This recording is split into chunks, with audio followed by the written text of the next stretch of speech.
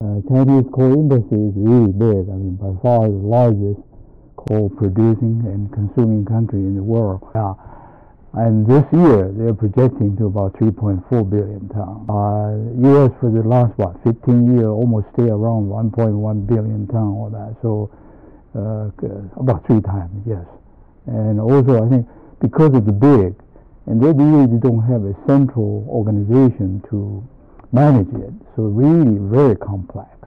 And they have all kind of stuff there. They have, for instance, the ownership is a problem. Some of the majority of the government owned and some of the private owned, and location also is a problem. And the structure also, they have different type of structure. Some central government owned, some provincial government, some township, county owned. All this. So it's very difficult to describe. If you talk about mine, you really need to ask a lot of questions before you can know it. For instance, they have mine that's completely labeled, and they have a mine that they use the stuff even more advanced, automated than we are, but in between the whole spectrum. So it's very, very complicated. I'm working with them about mid-90. So in the mid-90, they have still about 26 delegations come to WVU, and where I taught them what is the longwall mining. The U.S. longwall mining is about how we design our mine. And so I say the influence I have so far, one is the Americanization of all their mine system.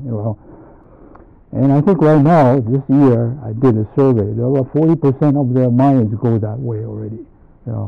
And the second one is in the late 90s, and they were going to abolish the Ministry of Coal Industry. And so I just suggested to the Prime Minister that at that time, Zhou Rongji, I said, why don't you, because since there's so much accident, why don't you just keep those guys, but convert it or reorganize it like our MSHA, the Mine Health and Safety Administration. This way you can use these people to regulate all this, to reduce, to cope with all this accident. And they accepted. It's really very. In fact, I was surprised. Within 2 weeks, they tell me that we'll do it. And so right now, that organization they call State Administration of Coal Mine Safety. In fact, when I came back, this trip was on November the 2nd, last week, Wednesday. And before I left, the chief of the Coal Mine Safety have a dinner with me and told me what they have done, and I was very pleased. And if you look at the last 10 years, the accident reduction is very obvious. If they have the big mine around this area, for instance, all surrounding area, they are small mines, they're going to consolidate it with this big mine. And the big mine would dispatch all these engineer, technical people to reorganize this small mine and bring up the technology. Make it safer, more safer. productive. Yeah, that's one of the trends they're doing, and they really. They told me that the chief told me in the dinner that he said this year alone they're going to collapse all this mine from that small mine from 12,000 down to about 8,000 at least at the maximum.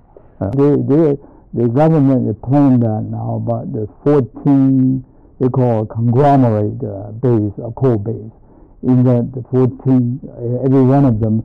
They plan that production should be more than 100 million tons a year, and in this group of all these individual conglomerate mines, they would have to, they need to expand it to the other, what I call the downstream industry. For instance, CTL, coal to liquid, and power generation especially. So they're going to have a mine mouth power generation. And they also will have the chemical industry, construction material, that cement, like for instance, that kind of industry. I would say the next 10 years, it's probably very likely to see there up to about 4 or 5 billion tons of that demand. They'd be the biggest in the world then. Well, they are now. But I think the key thing there is they use coal as a primary energy, because they believe that because in the world market they have a difficult to get petroleum, gas, all that, and coal is an abundance resources, so they're going to rely on their own self.